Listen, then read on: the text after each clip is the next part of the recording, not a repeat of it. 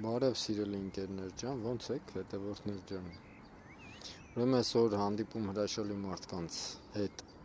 դրա փոխարեն խոսելու ենք երևույթի մասին։ Հանդիպում հրաշալի երևույթների հետ, այս հրա մասին է։ Ոստեղ շատ հետաքրքիր է, որ այդ երևույթները հանդիպում են մեզ հանրության մեջ, հանդիպում են հաճախ հենց հանրային շփումներում, ու տենց հարթակներից մեկը օրինակ խանութներն են։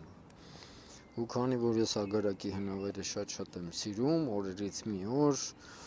հայտնաբերում եմ, որ իմ սիրած հնավայրի մոտի խանութի դիմաց, շինանյութի խանութի դիմաց բացվել է մի հատ էլ շինանյութի խանութ,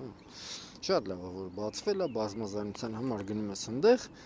1, 2, 3 տեսնում ես, որ ինչ-որ հետևից հետ խոսում են, քրթմնջում են, կանանիք են էլի, ես չգիտեմ, ու այդ ժամանակ ասում ես, հա, երևի ես ինձ սկսեմ հարգել, ուստեղ էլ ոտ չդնեմ։ Ու դա ինչի արդյունքն է,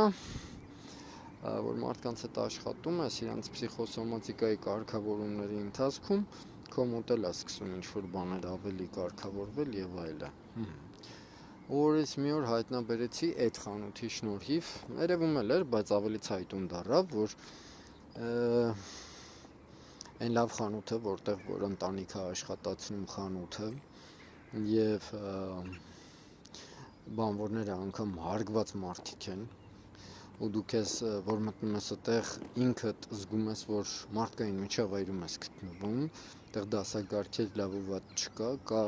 որակյալ ապրանք, որակյալ շփում եւ շփվում ես որակյալ մարդկանց հետ, որակյալ շփում, վարքագիծ ունեցող մարդկանց հետ։ Հենց որ ագարակի հնավայրի ճանապարհին, ագարակ գյուղ աշտարակի մոտ կա 2 շինանյութի խանութ։ Մեկը տենց հրաշալի հատկություններով, իսկապես,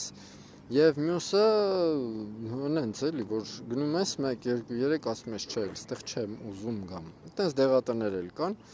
սիրում են ինչ-որ գուլպաների հոտ առնեն, չգիտեմ ինչ անեն, տարբեր բաներ անեն այս մարդիկ, տարբեր սեռական կյանքի դրսևորումների ազատության բացակայության պատճառով ուրիշ բաներով են զբաղվում։